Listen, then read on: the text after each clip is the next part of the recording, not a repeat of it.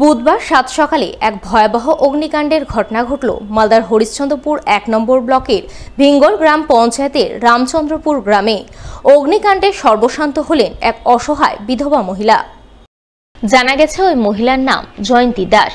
তিনি তার ছোট্ট বাড়িতে একাই থাকতেন। এদিন সকাল 8:30 নাগাদ সেই বাড়িতে হঠাৎ করেই দাউ দাউ করে আগুন জ্বলে ওঠে। সঙ্গে সঙ্গে স্থানীয়রা খবর দেন তুলসীহাটা দমকল কেন্দ্রে।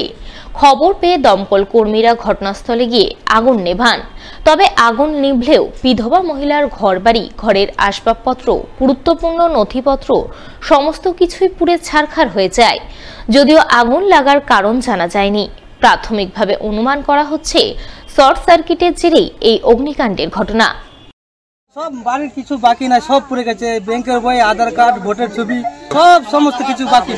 বাড়িতে একাই থাকতো বিধবা মহিলা, ওই সব মাঙে চাই খাতো আর এরকম করে সংসার চালাতো। ওই ছোট্ট বাড়ি ছিল, এই বাড়িটা দেখেন না, এই বাড়িটাই ছিল।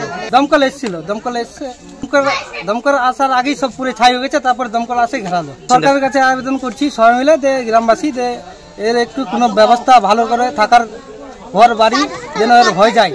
মালদা জেলা পরিষদের উদ্যোগে হরিশ্চন্দ্রপুর ২ নম্বর ব্লকের ভালুকা গ্রাম পঞ্চায়েত এলাকায় উন্নয়নমূলক কাজের সূচনা হয়ে গেল বুধবার। এদিন ভালুকা গ্রাম পঞ্চায়েতের ভালুকা বাজার মসজিদ পাড়ায় প্রায় ১০ লক্ষ টাকা বরাদ্দে ৭৫ মিটার হাইট্রেন এবং ভালুকার বর্ণাহী এলাকায় প্রায় ৫ লক্ষ টাকা বরাদ্দে সাবমার্সিবল পাম্পের কাজে শুভ সূচনা হয়। দুটো কাজের ফিতে কেটে আনুষ্ঠানিক সূচনা করেন হরিশ্চন্দ্রপুরের বিধায়ক তথা রাজ্যের মন্ত্রী তাজমুল হোসেন। বর্ণাহীতে একটা সাবমার্সাল এবং ভালুকায় মসজিদ পাড়ায় অর্থাৎ মমিন পাড়ায় একটা হাইড্রেন্ট আমাদের জেলা পরিষদের উদ্যোগে, জেলা পরিষদের ১৭ নম্বর ওয়ার্ডের ১৭ নম্বর জেলা পরিষদের রশিদুন নেসার অর্থ বরাদ্দে এবং লিপিকা বর্মন ঘোষ সভাধিপতির উদ্যোগে আজকে আমাদের এই শুভ উদ্বোধন ভালুকায় হচ্ছে। এবার রাজ্য স্তরের তাইকোন্ডো প্রতিযোগিতায় নজর কাড়ল মালদার প্রতিযোগীরা। গোল্ড মেডেল জয় করল মালদার ৯ জন প্রতিযোগী। এদের মধ্যে ৬ জন প্রতিযোগী রয়েছে ওল্ড মালদা তাইকোন্ডো ক্লাবের। তাই এই নজর কাড়া সাফল্যের জন্য এদিন কৃতী প্রতিযোগীদের শুভেচ্ছা অভিনন্দন জানান ওল্ড মালদা তাইকোন্ডো ক্লাবের প্রশিক্ষক কৃষ্ণ বাঁশফোর।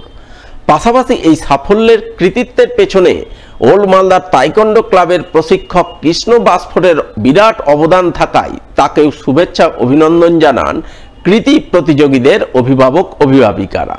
সব মিলিয়ে এদিন পুরাতন মালদার কালাচাঁদ হাই স্কুলে ওল্ড মালদা তাইকোন্ডো ক্লাবের প্রশিক্ষণ কেন্দ্রে রচিত হয় আনন্দ মুখরতা।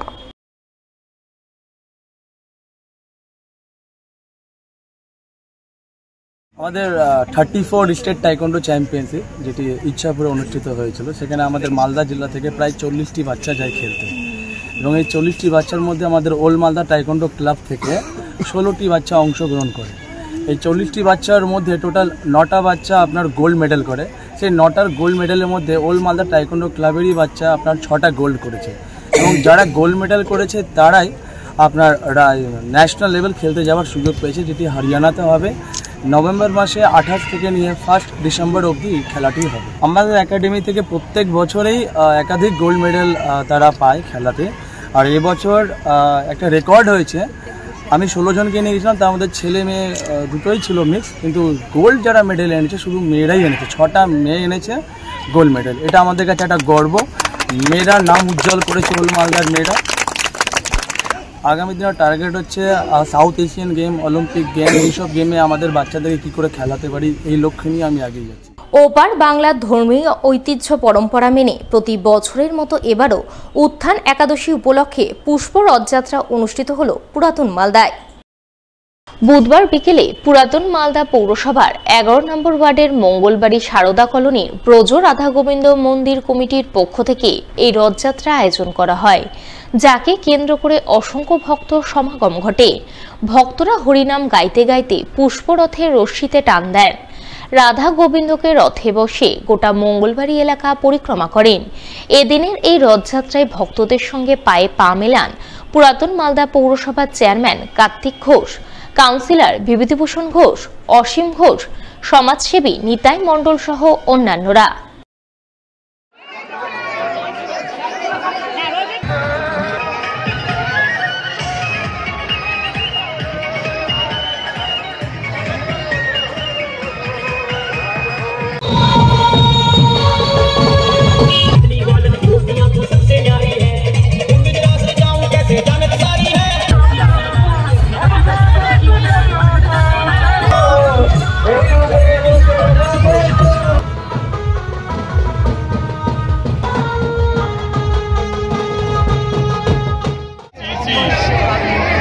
রাধা ব্রজমোহন মন্দির প্রতিষ্ঠাতা হচ্ছে প্রভুপাদ শ্রীকৃষ্ণচন্দ্র গোস্বামী।